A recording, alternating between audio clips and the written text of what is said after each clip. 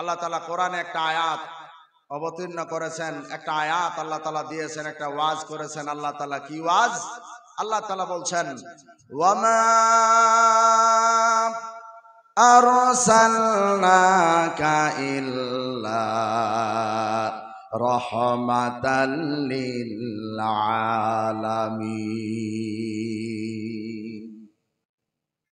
আল্লাহ সুবহানাহু ওয়া তাআলা তিনি বলছেন, আমার বিশ্বনবী মুহাম্মাদুর রাসূলুল্লাহ সাল্লাল্লাহু আলাইহি ওয়াসাল্লামকে আমি দুনিয়ার জমিনে পাঠাতাম না, আবার কেন পাঠালাম? ও দুনিয়ার মানুষেরা তোমরা শুনে নাও, আমি আমার বিশ্বনবী মুহাম্মাদুর রাসূলুল্লাহকে শুধু পৃথিবীবাসীর জন্য পাঠাই নাই, আমার বিশ্বনবীকে এই পৃথিবীর বাইরেও আরো অনেক কিছু আছে। আপনারা শিক্ষিত সমাজ, বিজ্ঞান বইটা খুলে দেখেন, আরো বুধ শুক্র পৃথিবী মঙ্গল বৃহস্পতি শনি ইউরেনাস নেপচুন প্লুটো এইরকম ভাবে হাজার হাজার গ্রহ তারা নক্ষত্র রাজি আছে। কিতাবের মধ্যে পাওয়া যায় হাজার হাজার কোটি কোটি গ্যালাক্সি আছে। গ্যালাক্সি, যেই গ্যালাক্সি গুলা আমাদের এই পৃথিবী 70টা করে পৃথিবী একাই গিলে খেতে পারে, এইরকম গ্যালাক্সি আছে। আপনি চলে যান প্রথম আসমান, প্রথম আসমান আপনি যদি বিজ্ঞান বইটা খুলে দেখেন, আমার ভাইয়েরা বন্ধুরা, আমার পর্দার অন্তরালের মা ও বোনেরা, আল্লাহ তাআলা প্রথম আসমানটা 500 বছরের রাস্তার সমান মোটা বানিয়েছেন।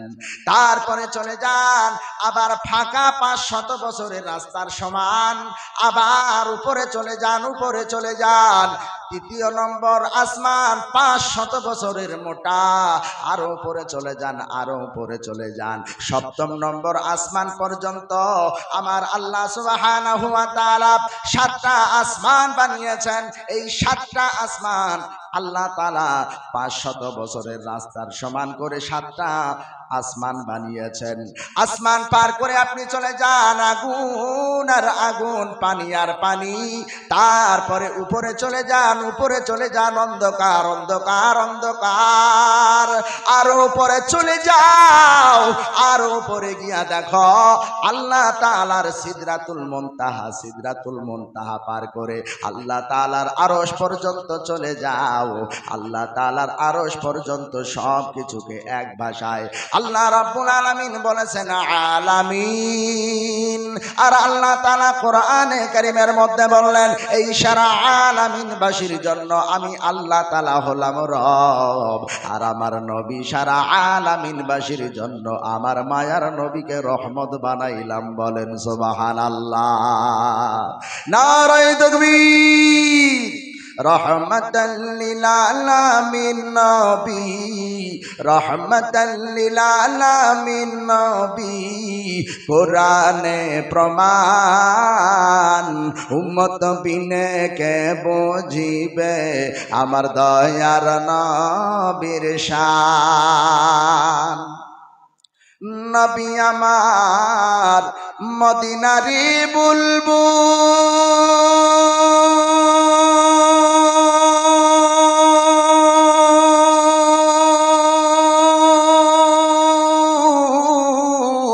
আমার আল্লাহ ভালোবেসে নামটি দিলেন হাবিবে রাসূল।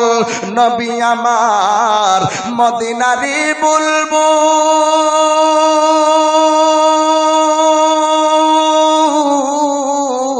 আমার আল্লাহ ভালোবেসে নামটি দিলেন মুহাম্মদ রাসূল। সেই নবীকে ভুল বুঝিলে, সেই নবীজির সুন্নত না মানিলে থাকবে না ঈমান। আশিক বিনে কে বুঝিবে আমার মায়ার নবীর শান। আমার ভাইয়েরা বন্ধুরা, আল্লাহ সুবহানাহু ওয়া তাআলা বলেছেন, আমার নবীকে দুনিয়াতে পাঠাতাম না, আবার কেন পাঠালাম? শুধু দুনিয়াবাসীর জন্য পাঠাই নাই, এই পৃথিবীর বাইরে আছে বুধ শুক্র পৃথিবী মঙ্গল বৃহস্পতি শনি ইউরেনাস নেপচুন প্লুটো, হাজার হাজার গ্রহ তারা নক্ষত্র রাশি আছে। আসমান, 7 আসমান পার করে চলে যান সিদরাতুল মুনতাহা, আল্লাহর আরশ পর্যন্ত চলে যান।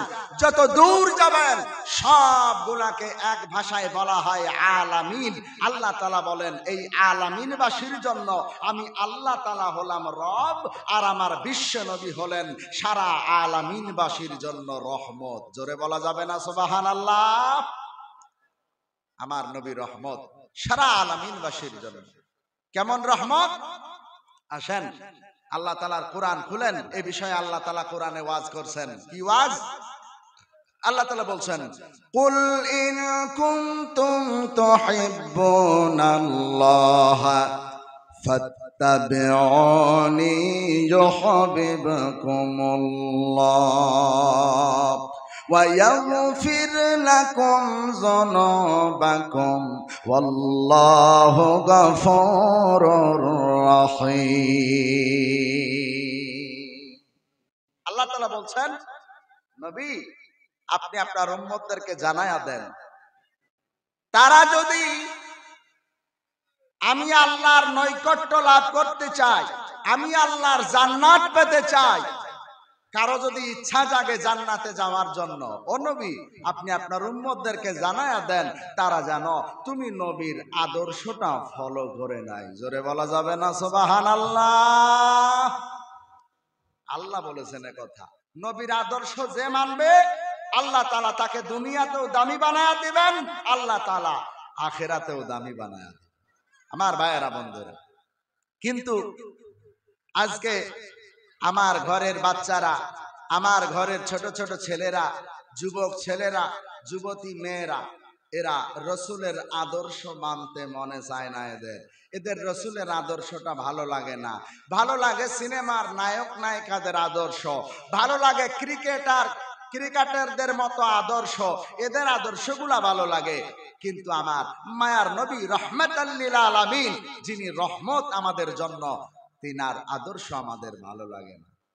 আমার ভাইয়েরা বন্ধুরা, নবীর আদর্শ যদি আমাদের ভালো না লাগে, আল্লাহ তাআলা কোরআনে ওয়াজ করছেন, ইন্নাল্লাযীনা ইউযুনাল্লাহা ওয়া রাসূলাহু লাআনাহুমুল্লাহু ফিদ দুনিয়া ওয়াল আখিরাহ ওয়া আ'আদ্দা লাহুম আযাবাম মুহিনা। আমার মুসলমান ভাইয়েরা বন্ধুরা, আল্লাহ সুবহানাহু ওয়া তাআলা কোরআনে কারীমের মধ্যে বললেন, যারা আমার বিশ্বনবী মুহাম্মদুর রাসূলুল্লাহর আদর্শটা মানবে না, আমার রাসূলকে যারা কষ্ট দিবে, আর যারা আমি আল্লাহ তাআলাকে কষ্ট দিবে, আমি আল্লাহ তাআলা কোরআনে কারীমের মধ্যে ওয়াজ করে দিলাম, ওই সমস্ত বান্দাদের জন্য আমি আল্লাহ সুবহানাহু ওয়া তাআলা বদদুয়া করতে থাকি। কেমন বদদুয়া? আল্লাহ তাআলা বলেন, আমি এইরকম ভাবে আমি আল্লাহ তাআলা নিজে বলতে থাকি, যেই বান্দারা আমি আল্লাহ তাআলাকে কষ্ট দিল, আমার রাসূলকে কষ্ট দিল, তাদের আখিরাত আর তাদের দুনিয়া উভয় কাল ধ্বংস হয়ে যায়। এটা আল্লাহ তাআলা বলতে থাকেন।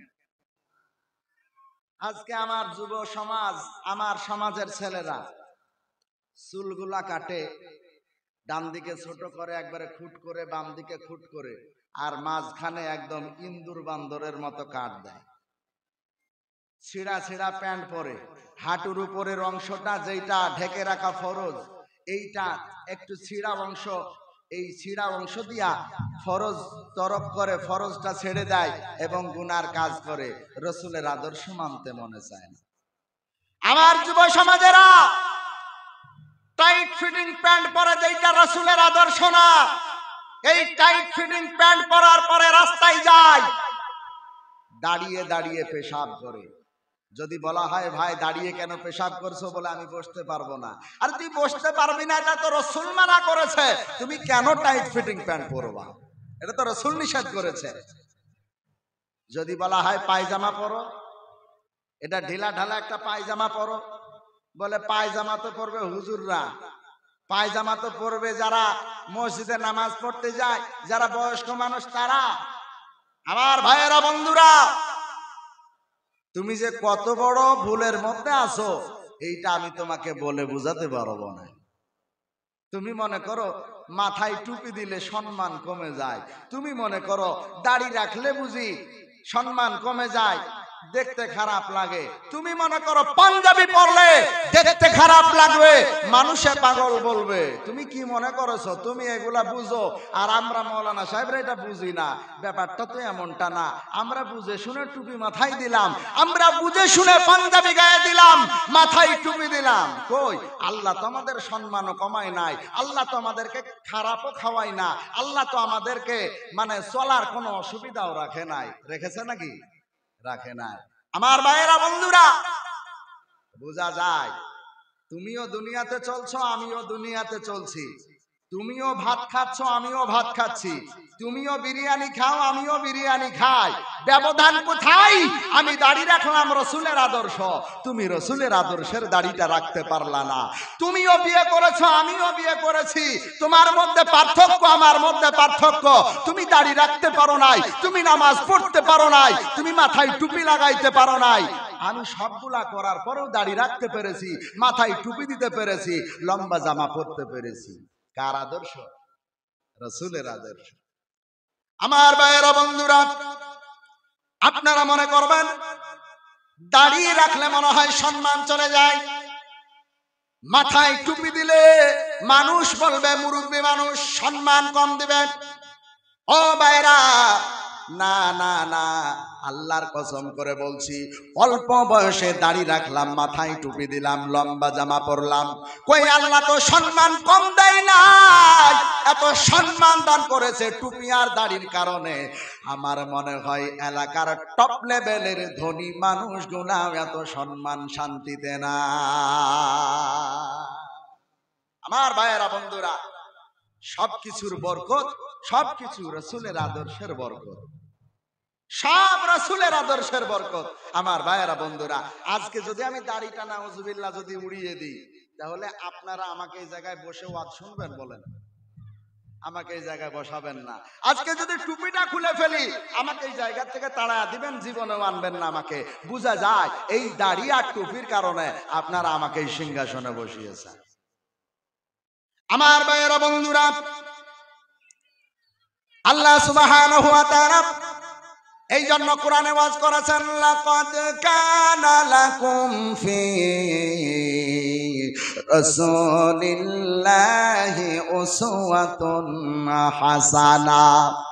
আমার আল্লাহ তাআলা বলেন, এই দুনিয়ার মানুষেরা, তোমাদের জন্য এমন এক আদর্শের ব্যবস্থা করলাম, এমন এক জীবন ব্যবস্থার আমি ব্যবস্থা করে দিলাম, যেই আদর্শটা তোমরা যদি নিজের জীবনে গ্রহণ করে নাও, আমি আল্লাহ তাআলা বললাম, ও দুনিয়ার মানুষেরা, আমি আল্লাহ তাআলা তোমাদের দুনিয়া আখিরাত উভয় কাল আমি আল্লাহ তাআলা কামিয়াব করে দেব। একটু চিৎকার মেরে বলা যাবে না সুবহানাল্লাহ? নারে তাকবীর। আমার মুসলমান ভাইয়েরা বন্ধুরা, এই জন্য আমার বিশ্ব নবী মুহাম্মদুর রাসূলুল্লাহর আদর্শটাই সেরা আদর্শ। আমার রাসূলের আদর্শের বাইরে একটা আদর্শ দামি হতে পারে না। ও ভাইয়েরা বন্ধুরা, বলেন, আল্লাহকে, আল্লাহর রাসূলকে কষ্ট দেওয়া যাবে? আরো জোরে বলেন, যাবে? যাবে না।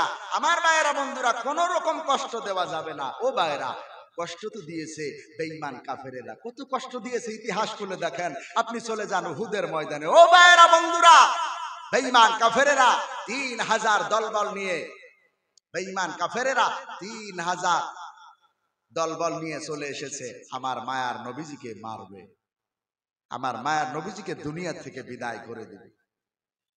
বিশ্ব নবী মুহাম্মদুর রাসূলুল্লাহ তিনি কি করলেন? 1000 সাহাবীকে তৈরি করলেন, আর বললেন, সাহাবীরা গো, বেঈমান কাফেররা আমাদের সঙ্গে যুদ্ধ করবে, আমাদের কালেমাকে তারা মুছে দিতে চায়, আমি বিশ্বনবী মুহাম্মাদুর রাসূলুল্লাহকে দুনিয়া থেকে বিদায় করে দিতে চাই। ও আমার উম্মতেরা, ও আমার সাহাবীরা, শোনো শোনো, বেঈমান কাফেরদের সঙ্গে যুদ্ধ করা লাগবে। চলো চলো আমরা যুদ্ধ করার জন্য প্রস্তুত হয়ে যাই। বিশ্বনবীর সঙ্গে যুদ্ধে যাওয়ার জন্য কিতাবের মধ্যে পাওয়া যায় 1000 সাহাবায়ে কেরাম নাম লিখালেন উহুদের প্রান্তরে যুদ্ধ করার জন্য। আমার ভাইয়েরা বন্ধুরা, বিশ্বনবী রাহমাতাল লিল আলামিন 1000 সাহাবায়ে কেরাম নিয়ে উহুদের ময়দানে চলে গেলেন যুদ্ধ করার জন্য। বেঈমান কাফেররা তারা 3000 দল বানান্ন। আমার ভাইয়েরা বন্ধুরা, বিশ্বনবী মুহাম্মাদুর রাসূলুল্লাহ এক পর্যায়ে যখন উহুদের প্রান্তরে পৌঁছে গেলেন, পৌঁছে যাওয়ার পর আমার বন্ধুরা বেঈমান কাফেরদের সঙ্গে যুদ্ধ শুরু হয়ে গেল। এমন যুদ্ধ শুরু হয়ে গেল, আহারে বিশাল এক আকার ধারণ করেছে যুদ্ধের। সাহাবায়ে কেরামরা বেঈমান কাফেরদেরকে এমন মার শুরু করেছে, এমন মার শুরু করেছে। বেঈমান কাফেরেরা তারা আপন আপন মাল ধন সম্পদ ফেলে দিয়ে, সবকিছু ফেলে দিয়ে কে কোন দিক দিয়ে পালাবে তারা রাস্তা খুঁজে পায় নাই। জোরে বলেন সুবহানাল্লাহ। সাহাবায়ে কেরামদের মানে রূপ দেখে বেঈমান কাফেরেরা ঘোড়া, উট, তরবারি যা ছিল, খাবার টাবার সব ফেলে দিয়ে তারা পালিয়ে গেছে। আমার বন্ধুরা, মাঝখানে আর একটু ঘটনা। বিশ্বনবী রাহমাতাল লিল আলামিন তিনি যুদ্ধ শুরুর আগে উহুদ পাহাড়ের পিছন দিকে একটা পাহাড় আছে, ওই পাহাড়ে আমার নবীজি 50 জন সাহাবীকে উপরে দাঁড় করিয়ে রেখেছিলেন আর বলেছিলেন, সাহাবীরা রে, এই পিছন দিক দিয়া তোমরা রক্ষা করবা। বেঈমান কাফেররা যদি পিছন দিক দিয়ে আমাদেরকে আক্রমণ করে, সাহাবীরা তোমরা বাঘের মতো দাঁড়ায় যাবা, সিংহের মতো দাঁড়ায় যাবা। এইদিকে অনেক সাহাবায়ে কেরামরা যুদ্ধ করবে, তাদেরকে পাহারা দেওয়ার দায়িত্ব তোমাদেরকে দিলাম। বেঈমান কাফেররা যুদ্ধ চলাকালীন যখনই পালাতে শুরু করেছে, ওই 50 জন সাহাবী তাদের অন্তরের ভিতরে লোভ জমে গেছে। তারা মনে করলো বেঈমান কাফেরেরা তো পালায়া গেছে, না না না, এখন আমাদের ওই ধন সম্পদগুলো আমাদের কুড়িয়ে নেওয়ার দরকার। বেঈমান কাফেরেরা পালিয়ে গেছে। বিশ্বনবী মুহাম্মাদুর রাসূলুল্লাহর সাহাবীরা 50 জন সাহাবী তারা নেমে চলে আসলো। আসার পরে তারা বেঈমান কাফেরদের ফেলে যাওয়া মাল সম্পদগুলা কুড়াতে লাগলো।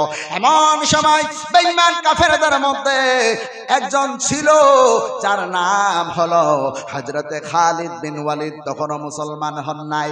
খালিদ বিন ওয়ালিদ তিনি বাড়ি যাওয়ার রাস্তায় বাড়ি যাচ্ছেন, যুদ্ধের ময়দান থেকে হেরে বাড়ি চলে যাচ্ছেন। এমন সময় রাস্তার মাঝখানে তিনি চিন্তা করলেন, না রে না, আমি এখন বাড়ি ফিরে যাব না, ওই মুসলমানদেরকে আবার আমরা দ্বিতীয়বার আক্রমণ করব, তারা এখন যেমন তেমন ভাবে থাকবে। আমার ভাইয়েরা বন্ধুরা, মুসলমান ভাইয়েরা, বেঈমান কাফেরেরা খালিদ বিন ওয়ালিদ বেঈমান কাফেরদেরকে নিয়ে আবার ওই যে 50 জন সাহাবা উহুদের পিছন দিকার পাহাড়ে দাঁড়ায়া ছিল, তারা নেমে এসেছে। পিছন দিক থেকে হযরতে খালিদ বিন ওয়ালিদ বেঈমান কাফেরদের নেতা, তিনি দৌড় মেরে ওই দিক দিয়ে চলে এসেছেন। আসার পরে উঁচু জায়গাটা দখল করে নিয়েছে। দখল করে নেওয়ার পর এমন ভাবে তীর ছুটতে শুরু করেছে, আমার বন্ধুরা সাহাবায়ে কেরামদের বুকে তীর মারে, তারা জমিনে ধড়াস ধড়াস করে পড়ে যায়। সাহাবায়ে কেরামরা শহীদ হয়ে যায়। এক পর্যায়ে একটা সাইডে, একটা কিনারায় বিশ্বনবী রাহমাতাল লিল আলামিন দাঁড়ায় আছে। বিশ্বনবী রাহমাতাল লিল আলামিনের কাছে বেঈমান কাফেররা তীর যখন নিক্ষেপ করেছে, একজন সাহাবী হযরতে তালহা রাদিয়াল্লাহু তাআলা আনহু তিনি দৌড় মেরে চলে গেছেন। দৌড় মেরে চলে যাওয়ার পরে তিনার হাতের দ্বারায় বিশ্ব নবীর দিকে ছোড়া ওই তীরটা হযরতে তালহা নিজের হাত দিয়ে ঠেকিয়ে ফেলেছে, নবীর গায়ে লাগতে দেয় নাই। বলেন সুবহানাল্লাহ। হযরতে তালহা হাত দিয়ে ধরেছে, তীর কিন্তু ঢুকে গেছে। এদিকে অন্যান্য সাহাবীরা দেখলাম বিশ্বনবী রাহমাতাল লিল আলামিন তিনাকে এবার হয়তো মেরে ফেলবে। না না, এখন আমার বিশ্বনবী রাহমাতাল লিল আলামিনকে একটু হেফাজত করার দরকার। যতগুলা সাহাবা ছিল দৌড় মেরে আমার রাসূলের কাছে চলে গেছে। রাসূলের কাছে যাওয়ার পর আমার বিশ্ব নবীকে ঘিরে ধরেছে। ঘিরে ধরার পরে বেঈমান কাফেররা উপর দিক থেকে তীর ছুটতে শুরু করেছে। তীর ছুটছে তারা, আর সাহাবা একরামরা নিজের বুকে তীর নিয়েছে। তারপরে আমার রাহমাতাল লিল আলামিনের শরীরে তীর ঢুকতে দেয় না। একটু চিৎকার মেরে বলা যাবে না সুবহানাল্লাহ? আমার ভাইরা বন্ধুরা, সাহাবা একরামরা আশিকে রাসূল তাদের জন্য মানায়, আমাদের জন্য আশিকে রাসূল শব্দটা এটা ব্যবহার করা মানায় না। আমার ভাইরা বন্ধুরা, বিশ্বনবী রাহমাতাল লিল আলামিন তিনি দাঁড়ায় আছেন। সাহাবা একরামদেরকে মারতে মারতে অনেক সাহাবা একরামকে মেরে ফেলেছে, শহীদ করে দিয়েছে। এক পর্যায়ে একজন বেঈমান কাফের একটা মোটা শাবল, শাবল বুঝেন তো শাবল, এই শাবল নিয়ে বিশ্বনবী রাহমাতাল লিল আলামিনের কাছে পিছন দিক দিয়ে গেছে। যাওয়ার পরে আমার নবীজি লোহার হেলমেট পরে আছে, এমতো অবস্থায় বেঈমান কাফেরটা গিয়া আমার নবীজিকে লোহার রড দিয়ে এমন ভাবে মাথায় আঘাত করেছে, বিশ্বনবী রাহমাতাল লিল আলামিনের হেলমেট ভেঙে কপালে ঢুকে গেছে। হেলমেট ভেঙে কপালে ঢুকে গেছে। নবীজি তখনও মানে জ্ঞান ছিল, যখন মাথায় মেরেছে, মারার পর আরেকজন বেঈমান কাফের এ দৌড় মেরে এসে একটা মোটা পাথর নিয়ে আমার রাহমাতাল লিল আলামিনের মুখ বরাবর মুখে মারার জন্য মেরেছিল। মারার পর আমার রাহমাতাল লিল আলামিনের সামনেকার এই দান মুবারকে, দাঁত মুবারকে পাথরটা লেগে যাওয়ার সাথে সাথে নবীজির দাঁত মুবারক শহীদ হয়ে গেছে। ওই জায়গায় শহীদ হয়ে যাওয়ার পর রাহমাতাল লিল আলামিন সাথে সাথে অজ্ঞান হয়ে গেছেন। নবীজির হুঁশ নাই, নবীজির জ্ঞান নাই। এখন বেঈমান কাফেরেরা তারা চিন্তা করলো নবীজি মনে হয় মারা গেছে। আমার বন্ধুরা, বেঈমান কাফেরেরা সারা উহুদের ময়দান মিথ্যা খবর ছড়া দিল, মুহাম্মদ নাই রে, মুহাম্মদ নাই, পুতিলা মুহাম্মদ, মুহাম্মদকে আমরা বেঈমান কাফেরেরা কতল করে ফেলেছি, মুহাম্মদ নাই। এই কথা যখনই বলেছে সাহাবা একরামরা যারা আশেপাশে ছিল তারা শুনতে পেয়ে গেছে নবীকে এবার কতল করে ফেলেছে। একজন যুবক দৌড় মেরে মদিনায় চলে গেছে। মদিনায় যাওয়ার পর মদিনার গলিতে গলিতে প্রচার শুরু করেছে, এ মদিনার মায়েরা গো, ও মদিনার যুবকেরা, তোমরা এখনো কেন ঘরের মধ্যে ঘুমাও? আমার মায়ার নবী রাহমাতাল লিল আলামিন উহুদের জমিনে শহীদ হয়ে গেছে। ও মদিনার মানুষেরা, আর ঘুমায়ো না, আর ঘুমায়ো না, চলো চলো, বেঈমান কাফেরদের সঙ্গে যুদ্ধ করতে হবে। রাহমাতাল লিল আলামিনকে শহীদ করে দেওয়া হয়েছে। আমার মুসলমান দরদিরা, বিশ্বনবী রাহমাতাল লিল আলামিনের এই মৃত্যুর খবর যখন মদিনার অলিতে গলিতে পৌঁছে গেল, আমার মুসলমান ভাইরা গো, আমার নবীর একজন সাহাবী তিনি যুদ্ধে গিয়েছিলেন না, ওই সাহাবীর নাম হলো হযরতে হানজালা রাদিয়াল্লাহু তাআলা আনহু। একটু জোরে জোরে বলা যাবে না সুবহানাল্লাহ? একজন সাহাবী ছিলেন, তিনি যুদ্ধে গিয়েছিলেন না, বিবির সঙ্গে গল্প করতেছেন। এমন সময় ওই মদিনা নগরে একটা আওয়াজ চলে আসলো, বিশ্বনবী রাহমাতাল লিল আলামিনকে শহীদ করে দেওয়া হয়েছে, তোমরা তাড়াতাড়ি চলো।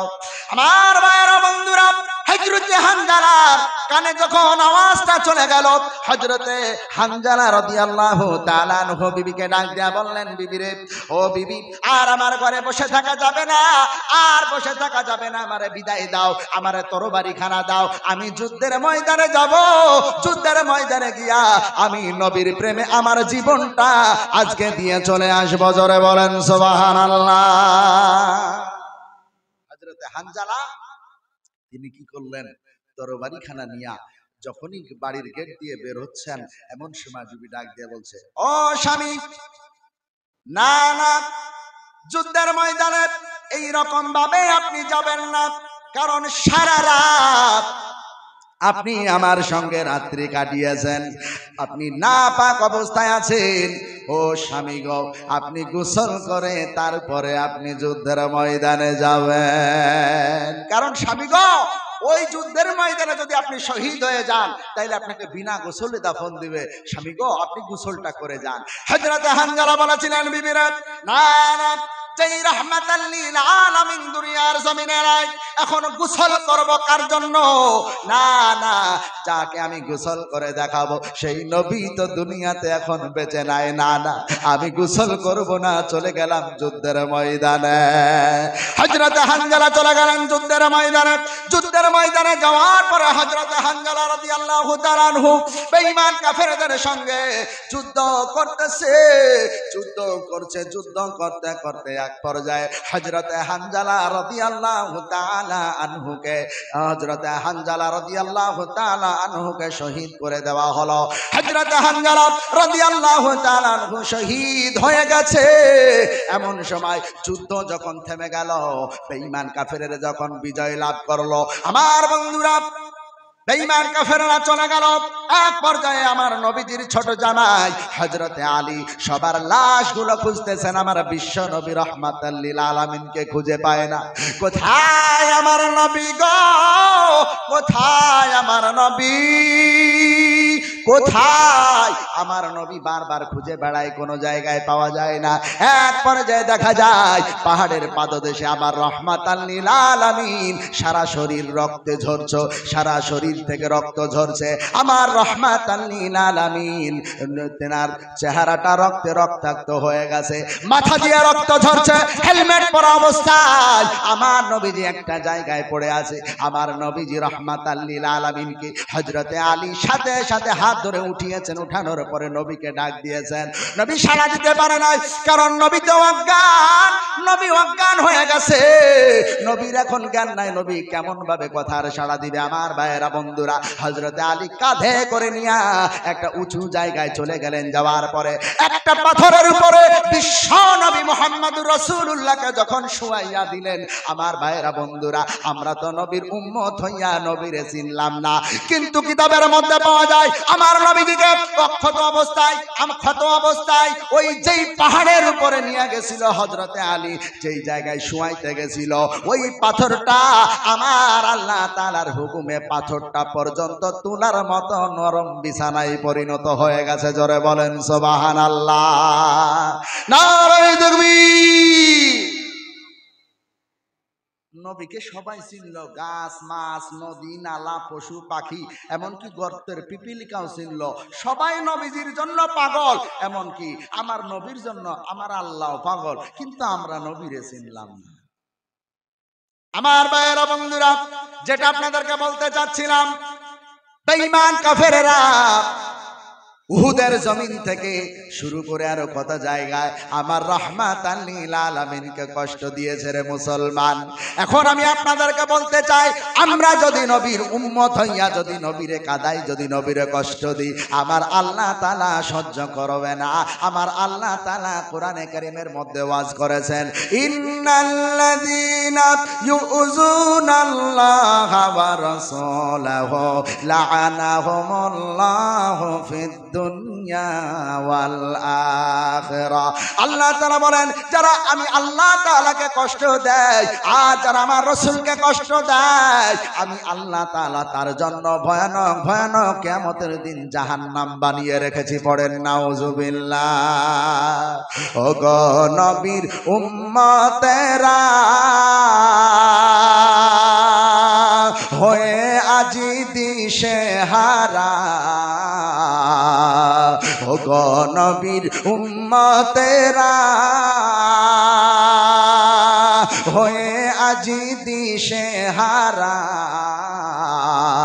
কোরআন হাদিস এর চলো যখন জাগা চাই মনে, নবী বিনে কে তরাবে পুলসিরাত মিজানে, নবী বিনে কে তরাবে পুলসিরাত মিজানে।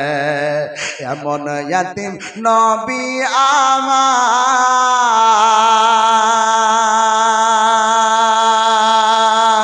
আমার, পিতা পিতা মাতা নাই যে তাহার, এমন ইয়াতিম নবী আমার। পিতা মাতা নাই যে তাহার, তারপরেও কত মারা মারলো তাকে দুশমনে। নবী বিনে কে তরাবে পুলসিরাত মিজানে, নবী বিনে কে তরাবে পুলসিরাত মিজানে। চলো চলো চলো মমিন চলো নবীর সন্ধানে, নবী বিনে কে তরাবে পুলসিরাত মিজানে।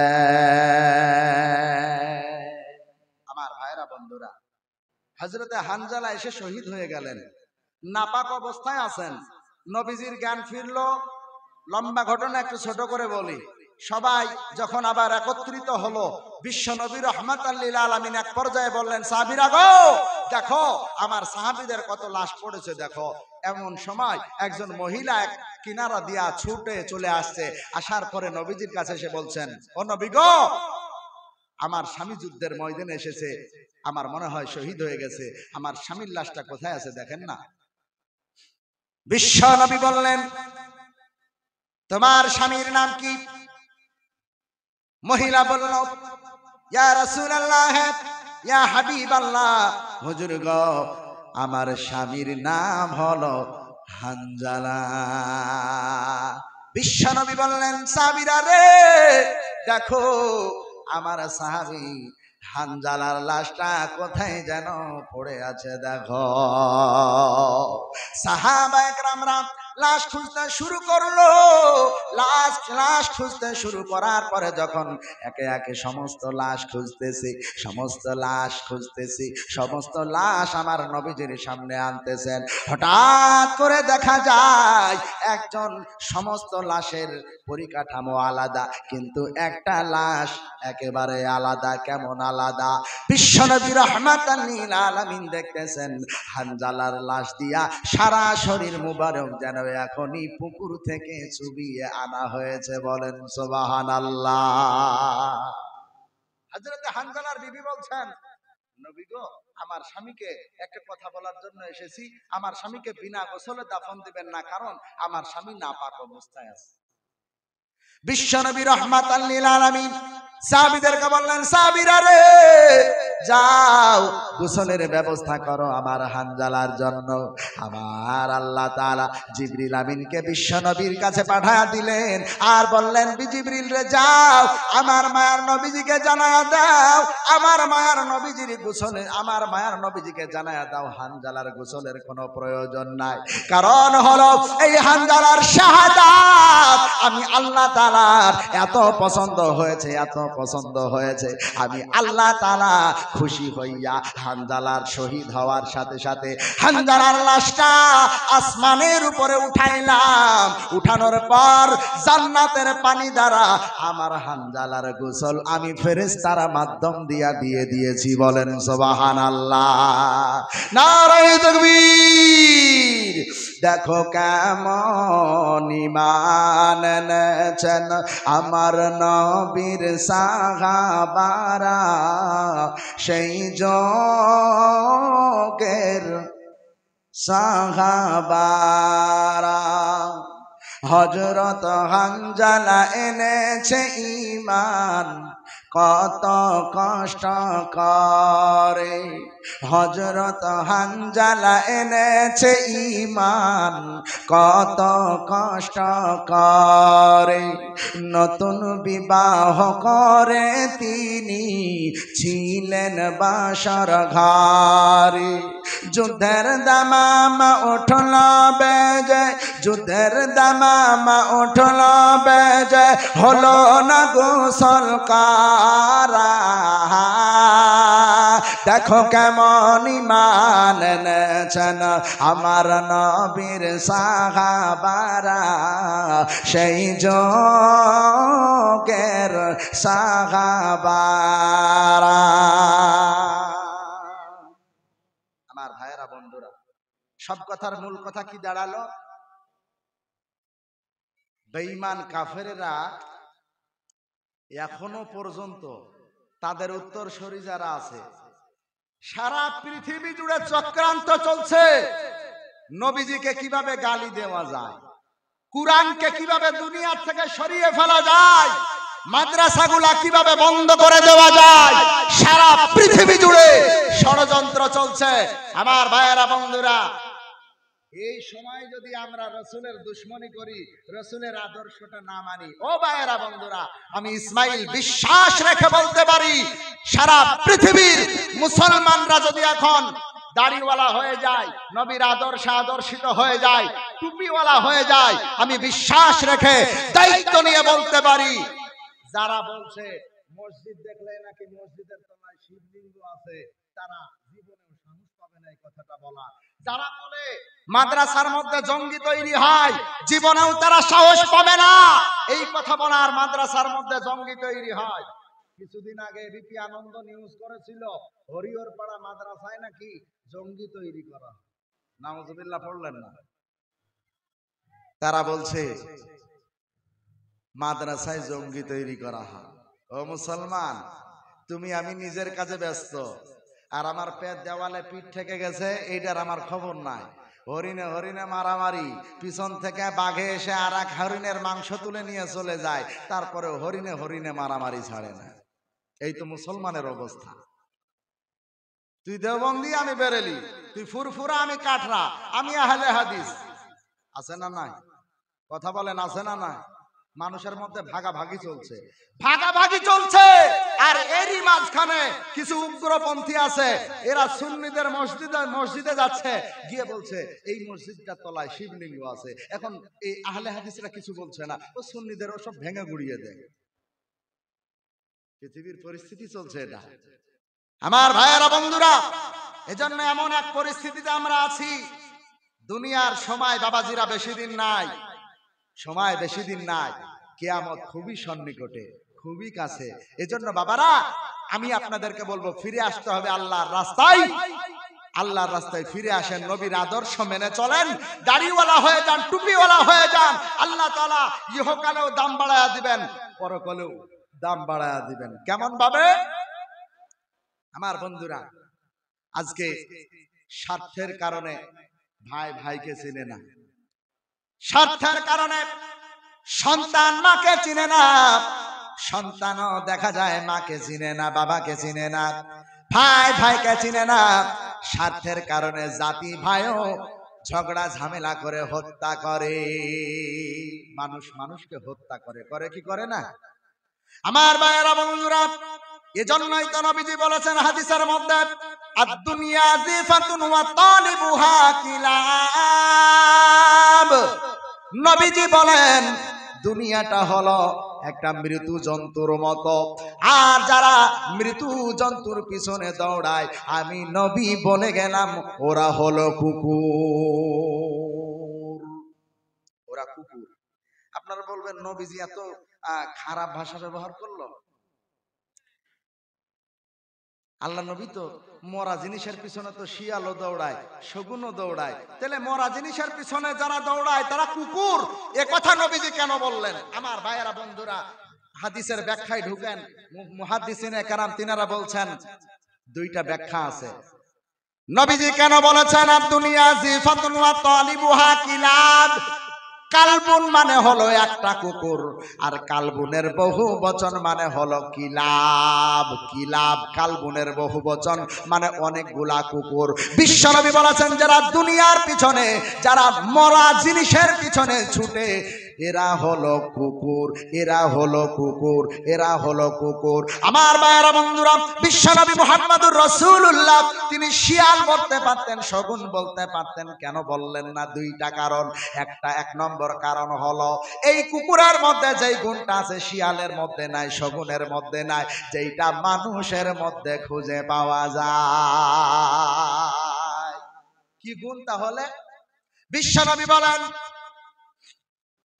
কুকুরের মধ্যে যেই গুণ আছে শিয়ালের মধ্যে নাই, শগুনের মধ্যে নাই, কিন্তু মানুষের মধ্যে আছে। গুণটা হলো, দেখবেন শিয়ালের একটা নিয়ম আছে খাওয়ার, রাতে যদি খায় দিনে খাবে না, দিনে খেলে রাতে খাবে না। শগুন যদি রাতে খায় দিনে খাবে না, দিনে খেলে রাতে খাবে না। কুকুর একটা এমন জাত, এই কুকুর দিনও মানে না, রাতও মানে না। এই গুণ আছে না নাই? বলেন, কুকুরের মধ্যে গুণটা আছে না নাই? এক নম্বর গুণ। দ্বিতীয় নম্বর গুণ বিশ্ব নবী বলেছেন, দ্বিতীয় নম্বর গুণটা হলো যেটা মানুষের মধ্যে এখন অহরহ বিদ্যমান আছে। কি গুণ দ্বিতীয় নম্বর? বিশ্ব নবী বলেন, দেখবেন আজকে আপনাদের গ্রামে দুয়ার মজলিস যদি খাওয়া দাওয়ার আয়োজন থাকে অথবা বিয়ে বাড়িতে খাওয়া দাওয়ার আয়োজন থাকে, দেখবেন হাড় হাড্ডি গুলা যেই জায়গায় ফেলে দেওয়া হয় ওই জায়গায় একটা কুকুর পৌঁছে যায়। একটা হাড্ডি যদি একটা কুকুর পেয়ে যায়, ওই কুকুরের মুখ থেকে দ্বিতীয় কুকুর যদি খেতে আসে তারে খেতে দেয় না, ঝামেলা করে ভাগায়া দেয়। একটা কুকুর যদি একটা হাড় পায় আর একটা কুকুরকে খেতে দেয়? কথা বলেন না, খেতে দেয়? খেতে দেয় না। আমার ভাইয়েরা বন্ধুরা, আজকে দেখা যায় স্বার্থের কারণে রাজনীতি করতে গিয়া ভাই ভাইরে জবাই করে। পেপারে পড়লাম, পত্রিকাতে দেখলাম 40 টাকার জন্য নিজের ভাইকে খুন করেছে। কয় টাকা? 40 টাকার জন্য নিজের ভাইকে খুন করেছে। দুনিয়া কোন জায়গায় পৌঁছে গেছে দেখেন। আসলে ভাইয়েরা বন্ধুরা, এইটা কিয়ামতের আলামত। কিয়ামত খুবই সন্নিকটে, খুবই সন্নিকটে। আমার ভাইয়েরা বন্ধুরা, এই দুইটা গুণ আছে যার কারণে নবীজি বলেছেন, যারা এই দুনিয়াটা হলো মরা জন্তু, আর এর পিছনে যারা আমি রসুলকে আর আল্লাহকে বাদ দিয়ে যারা ছুটে, এরা হলো কুকুর। আর এই কুকুর মার্কা মানুষগুলো কিয়ামতের দিন তাদের আমল নামা থাকবে বাম হাতে, তারা যাবে সোজা জাহান্নামে।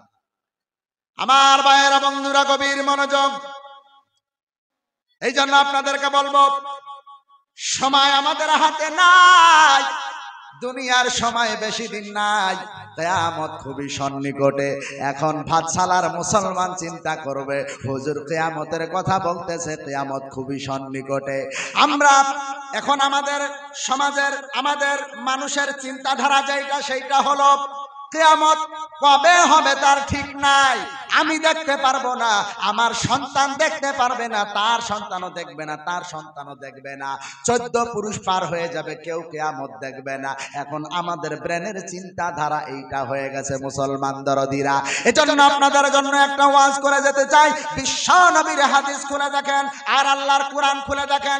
আপনি যে অনেক অনেক দূরে কিয়ামত এইটা ভাবতেছেন, আল্লাহ তাআলা বলেন আপনার চিন্তাধারা ভুল। কোরআনে দলিল নিয়ে নেন। আল্লাহ তাআলা বলেন, ইন্নাহুম ইয়ারাউনাহা বাঈদাও ওয়া নারাহু করিবা।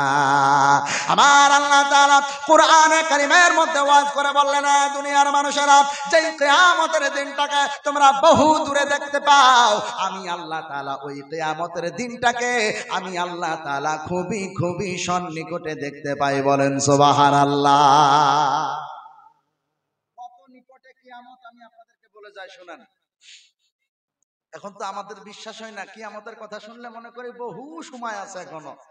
তবে আমি ইসমাইল আজকে বলে গেলাম, আগামী 10 বছর যদি আপনাদেরকে বাঁচিয়ে রাখে, আমাকে বাঁচিয়ে রাখে, আগামী 10 বছরে যা দেখবেন ইসমাইলের কথা স্মরণ করবেন। কেন? আসেন বিশ্বনবীর একটা হাদিস খুলেন, মিশকাত শরীফ কিতাবুর রিকাক। আপনি হাদিসটা খুলে দেখেন। নবীজি বলছেন, নবীজির ভবিষ্যৎবাণী, এটা ঘটবেই ঘটবেই ঘটবে, 101% ঘটবে, কোনো সন্দেহ নাই। কি? আসেন নবীজির হাদিসটা খুলেন, কিয়ামত কত কাছে একটু শুনে নেন। নবীজি বলেন, আদম নবী থেকে দুনিয়া ধ্বংস হওয়া পর্যন্ত নবীজি বলেছেন 5টা কাল। কয়টা কাল? আরো জোরে বলেন, কয়টা কাল? 5টা কাল। নবীজি বলেন 5টা কাল যখন হয়ে যাবে তখন দুনিয়া ধ্বংস হয়ে যাবে। আমার মুসলমান ভাইয়েরা, কিয়ামত খুবই ভয়ানক ভয়ানক একটা জিনিস। আমার বন্ধুরা একটু ভয় করেন। আল্লাহ তাআলা বলেন, ইয়া আইয়ুহান নাসুত্তাকু রাব্বাকুম ইন্না জালজালাতাস সাআতি শাইউন আযীম। আল্লাহ তাআলা বলেন, ও দুনিয়ার মানুষেরা, তোমরা কিয়ামতের দিনটাকে বড় ভয় করো, কারণ ওই কিয়ামতের দিন এমন এমন ভূমিকম্প হবে, এমন ভূমিকম্প হবে যেই ভূমিকম্প তোমরা বান্দারা সহ্য করতে পারবা না। আল্লাহ তাআলা কোরআনে ওয়াজ করেন, ইয়াউমা তারাউনাহা তাযাহালু কুল্লু মুরদিআতিন আম্মা আরদাআত ওয়া তাযাউ কুল্লু যাতি হামলিন হামালাহা ওয়া তারান নাসা সুকারা ওয়া মা হুম বিসুকারা। একটু চিৎকার মেরে বলেন আল্লাহু আকবার।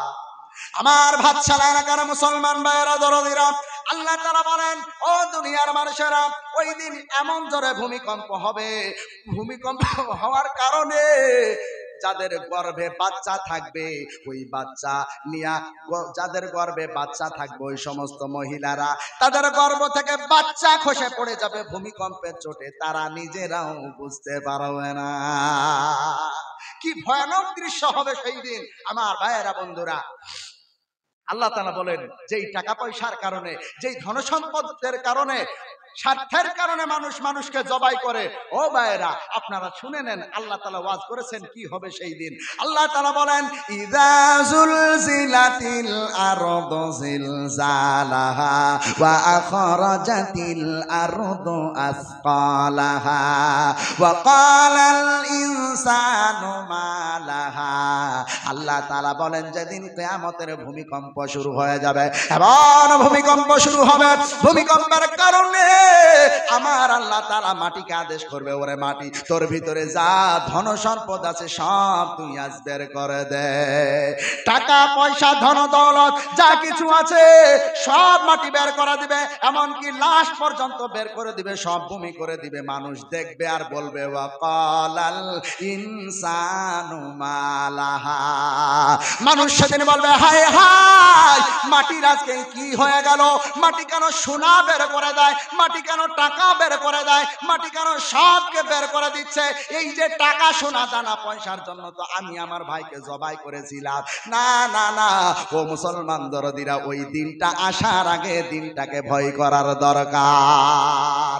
আল্লাহ তাআলা বলেন, ও দুনিয়ার মানুষেরা, ওই দিনটা আসার আগে দিনটাকে ভয় করো। বিশ্ব নবী বলেন, কিয়ামতের বেশি দেরি নাই। কেন দেরি নাই আপনারা শুনে নেন। বিশ্ব নবী বলেন, আদম নবী থেকে যতদিন পর্যন্ত না কিয়ামত হবে, ধ্বংসের দিন পর্যন্ত 5টা কাল, 5টা কাল হয়ে যাবে। বিশ্ব নবী বলেন দুনিয়া ধ্বংস হবে।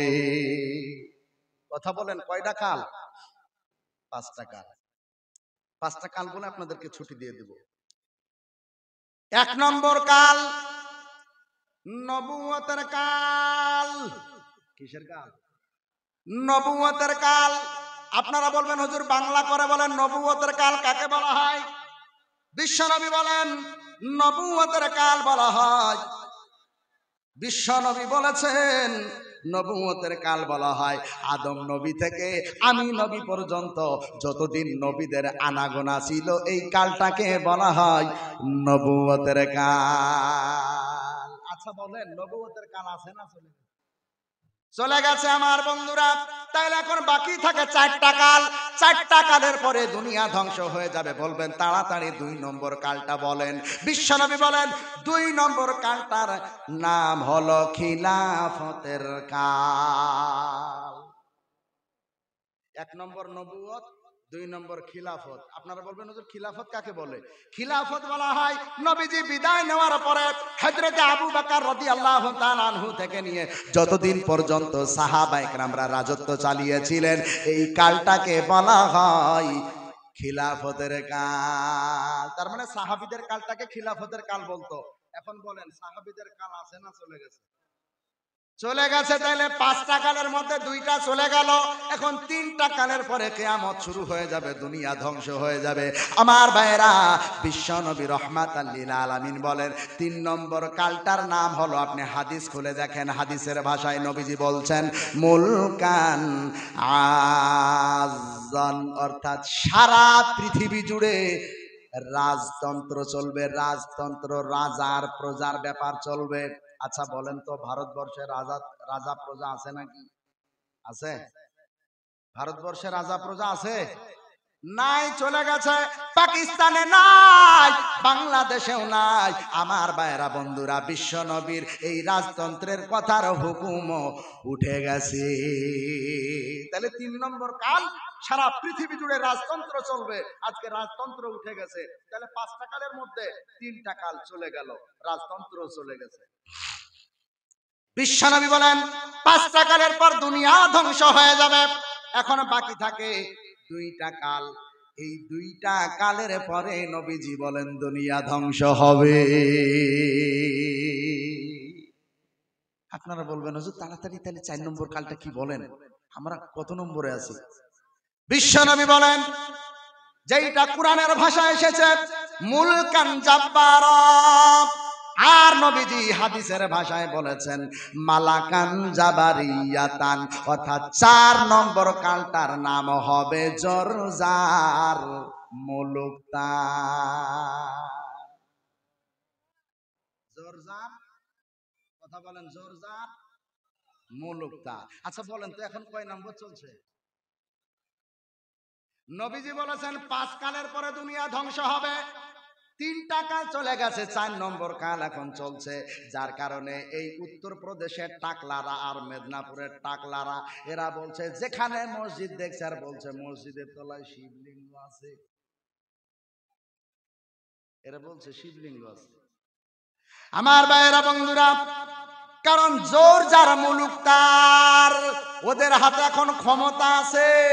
যার কারণে ওরা ক্ষমতার জোরে বলছে যেখানে শিবলিঙ্গের কোনো গন্ধও নাই, ছোঁয়া নাই, জায়গাগুলা ভালো লাগছে, যার কারণে ওরা বলছে জায়গাটা নেওয়ার দরকার। এখন কিভাবে নিব, যে কোনো একটা ইস্যু বার করার দরকার।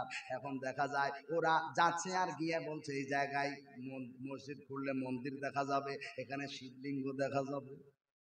এই যে মালদা আদিনা মসজিদ, উত্তরপ্রদেশে দারুল উলুম দেওবন্দের মসজিদে রশিদিয়া, আজমির শরীফ, তারপরে আরো অনেকগুলা মসজিদ, এই মসজিদগুলার তলায় নাকি শিবলিঙ্গ আছে।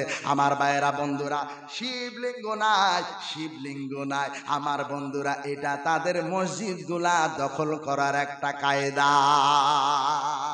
ও মুসলমান, এজন্য আপনাদেরকে বলবো আখিরি জামানা, এই জামানা, সময় আমাদের হাতে বেশি নাই। আমাদেরকে আল্লাহর রাস্তায় ফিরে আসা লাগবে। যদি আমরা দাড়িওয়ালা টুপিওয়ালা হয়ে যাই, আল্লাহর কসম করে বলছি কোন বেদিনের দুঃসাহস হবে না মসজিদে হাত লাগানো, মাদ্রাসা নিয়ে কথা বলা, নবীজির চরিত্র নিয়ে কথা বলার কারো বুকে পাটা থাকবে না। আমার ভাইয়েরা বন্ধুরা, এজন্য আপনাদেরকে বলবো জামানা শেষ। 4 নম্বর কাল যখন শেষ হয়ে যাবে, 5 নম্বর কালটা কি হবে শুনে নেন। 5 নম্বর কালটা হবে, আমার নবীজি বলেছেন এই 5 নম্বর কালটা শেষ হওয়ার সাথে সাথে আমার আল্লাহ তাআলা দুনিয়া ধ্বংস করে দিবে। 5 নম্বর কালটা কি? নবীজি বলেছেন 5 নম্বর কালের নাম হলো খিলাফতের কাল। যেটা 2 নম্বরে ছিল ওইটা আবার 5 নম্বরে চলে আসবে। 5 নম্বরে চলে আসবে মানে সারা পৃথিবীতে কয়টা মহাদেশ আছে বলেন তো? 7টা মহাদেশ আছে। এখন এই 7টা মহাদেশ, 7টা মহাদেশের এমন কোন গলি থাকবে না, এমন কোন অলি থাকবে না, অলি গলি থাকবে না যেই জায়গায় কালেমার পতাকা উড়বে না। জোরে বলা যাবে না সুবহানাল্লাহ? কারণ এই যে কিছুদিন আগে আমরা খবরে দেখলাম সিরিয়ার যে স্বৈরাচারী বাদশা ছিল তার নাম হলো বাশার আল আসাদ। বাশার এ সাধারণ মানুষের রক্ত চুষে চুষে চুষে 16 কুইন্টাল সোনা মজুদ করে রেখেছিল। সব ধরা পড়ে গেছে। মুসলমানদেরকে তারা হত্যা করতো। এই বাশার আল আসাদ নামের কুলাঙ্গারটা তাকে জুতা পিটা করে সিরিয়া থেকে বের করে দিয়েছে। এখন সিরিয়ার জমিনে কালেমার পতাকা উড়ছে। আমরাও বিশ্বাস রাখি 4 নম্বর কাল চলতেছে। এই 4 নম্বর কাল শেষ হওয়ার পরে সিরিয়াতে শুরু হয়েছে। সিরিয়া থেকে আস্তে আস্তে আস্তে আস্তে আস্তে আস্তে একেবারে দিল্লির মসনদ পর্যন্ত চলে আসবে। কালেমার পতাকা দিল্লির মসনদে উড়বে, কোনো সন্দেহ না। আমার ভাইয়েরা বন্ধুরা, এজন্য আপনাদেরকে বলবো, সর্বশেষ ওয়াজটা আপনাদের জন্য করে দিয়ে যেতে চাই। আমার ভাইয়েরা বন্ধুরা, সময় আমাদের হাতে বেশি নাই, দুনিয়ার সময় একেবারে শেষ। নবীজি বলেছেন দুনিয়াটা 7 দিনের। সাহাবীরা বললেন তাহলে 7 দিনের, কবেই তো 7 দিন হয়ে গেছে, দুনিয়া ধ্বংস হলো না কেন? নবীজি বললেন 7 দিন, শুধু 7 দিন না, ওয়াহিয়া সাবাতু আলাফ, এই 7 দিন হলো 7,000 বছর। 6,000 বছর কেটে গেছে, নবীজির উম্মতের বয়স 1,500 বছর। আমার ভাইয়েরা বন্ধুরা, এর দ্বারাই বোঝা যায়, সর্বদিক লক্ষ্য করে বোঝা যায় আমাদের হাতে বেশি সময় নাই। আমার ভাইয়েরা বন্ধুরা, আমরা আল্লাহর রাস্তায় ফিরে আসব, আমরা টুপিওয়ালা হয়ে যাব, আমরা দাড়িওয়ালা হয়ে যাব, আমাদের ব্যবহার এত সুন্দর হবে, আমাদের কথাবার্তা এত সুন্দর হবে, আমাদের দ্বারাই যেন কোনো মানুষ কষ্ট না পায়। কারণ নামাজ করব, নামাজ পড়বো, রোজা করব, হজ করব, যাকাত দিব, তাহাজ্জুদের নামাজ পড়ব, আবার সকালবেলায় উঠে মানুষকে কষ্ট দিব, মানুষের আয় কেটে কেটে জমি বাড়িয়ে নিব। আল্লাহর কসম করে বলছি, এক ওয়াক্ত জীবনের নামাজ কবুল হবে না। কারণ আমার নবীজি বলেছেন, ও আমার উম্মতেরা, তোমরা তো ধর্ম ধর্ম করে চিল্লাও, ধর্ম কি তোমরা জানো? না, তোমরা জানো না, তবে শুনে নাও ধর্ম কাকে বলা হয়। নবীজি বলেন পৃথিবীর জমিনে সবচাইতে বড় ধর্মর নাম হলো মানুষকে ভালোবাসা। একটু চিৎকার মেরে বলা যাবে না সুবহানাল্লাহ? নারায়ে তাকবীর। চিন্তা করতে পারছেন? নবীজি আমার বলছেন পৃথিবীতে সবচাইতে বড় ধর্ম মানুষকে ভালোবাসা। সে হিন্দু হোক, সে খ্রিস্টান হোক, সে বৌদ্ধ হোক, সে জৈন হোক, তাকে কষ্ট দেওয়া যাবে না। এটা আমার নবীজির বাণী, কাউকে কষ্ট দেওয়া যাবে না। নবীজি বলেছেন আল মুসলিমু মান সালিমাল মুসলিমুনা মিন লিসানিহি ওয়া ইয়াদিহি। নবীজি মুসলমানের সংজ্ঞা বলেছেন, মুসলমান কাকে বলা হয় এটা বলেছেন। সহিহ বুখারীর বর্ণনা, নবীজি বলেছেন মুসলমান সেই ব্যক্তি যার হাতের দ্বারায় আর যার জবানের দ্বারায় পাশের মানুষটা হিন্দু হোক, মুসলমান হোক, খ্রিস্টান হোক, বৌদ্ধ হোক, যদি পাশের মানুষটা হিফাজতে থাকে তবেই তুমি মুসলমান। আর আজকে আমরা হিফাজত তো দূরের কথা, চায়ের দোকানে বসে আর এক বেটার গিবত গিল্লা নিয়ে বসে থাকি। একটা মানুষ ভালো খেলে ভালো পড়লে তার ঠ্যাং ধরে টানার জন্য আমরা বসে থাকি। আমার ভাইয়েরা বন্ধুরা, না, এইরকম করা যাবে না। আমার আল্লাহ তাআলা বলছেন জীবনে বহু নামাজ ছেড়েছো, রোজা ছেড়েছো, তুমি মানুষকে কষ্ট দিয়েছো, আর করবা না, ফিরে আসো, আমি আল্লাহর দিকে ফিরে আসো। আল্লাহ তাআলা একটা ওয়াজ করছেন, এই ওয়াজটা আপনারা যদি মেনে নেন আর কিচ্ছু লাগবে না আল্লাহর জান্নাতে যাওয়ার জন্য। এই আয়াতটাই যথেষ্ট। কি আয়াত? আল্লাহ তাআলা ওয়াজ করছেন, ইয়া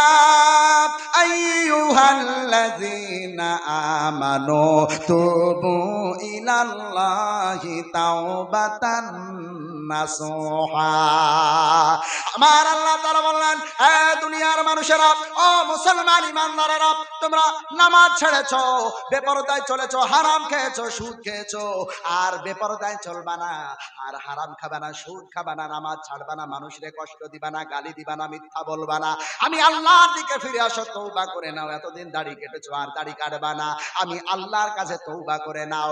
আমি আল্লাহর কাছে যদি তওবা করে নাও, বিশ্বনবী মুহাম্মদুর রাসূলুল্লাহ সাল্লাল্লাহু আলাইহি সাল্লাম হাদিসের মধ্যে বলছেন, আত-তাইবু মিনাল যামবি কামান লা যামবালা। যদি কোনো মানুষ আল্লাহ তাআলার দরবারে ইখলাসের নিয়তে আর জীবনে গুনাহ করব না, নামাজ ছাড়বো না, বেপরদায় চলবো না, হারাম খাবো না, সুদ খাবো না, আল্লাহ গো তুমি মাফ করে দাও, আল্লাহ তাআলা ওই বান্দাকে এমন ভাবে মাফ করে দেয়, এমন ভাবে মাফ করে দেয়, তার জিন্দেগিতে যত গুনাহ থাকুক না কেন, ছোট বড়, জানা অজানা, লুকায়িত প্রকাশ্য, সমস্ত রকমের গুনাহ আমার আল্লাহ তাআলা চাওয়ার সাথে সাথে মুহূর্তের মধ্যে ক্ষমা করে দেন। বলেন সুবহানাল্লাহ। এজন্য আমার ভাইয়েরা বন্ধুরা, আজকের এই দুয়ার মাহফিল থেকে আমরা আল্লাহ তাআলাকে ডাক দিব আর বলবো, হাত তুলেছি মাওলা ওগো তোমার দরবারে, ক্ষমা করে দাও, দাও ক্ষমা করে।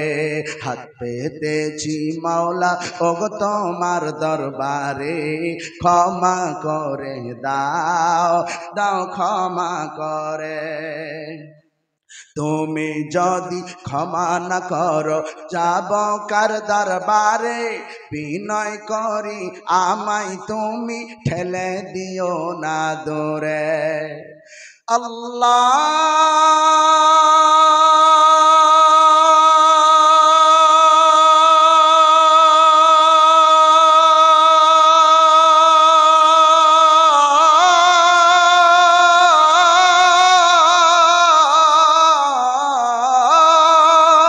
আল্লাহ আল্লাহ আল্লাহ হাত তুলেছি মাওলা ওগো তোমার দরবারে ক্ষমা করে দাও দাও ক্ষমা করে তোমার রহম করম ছাড়া কোনো উপায় নাই রে তুমি ছাড়া এই সংসারে বলো কে আর আছে রে আল্লাহ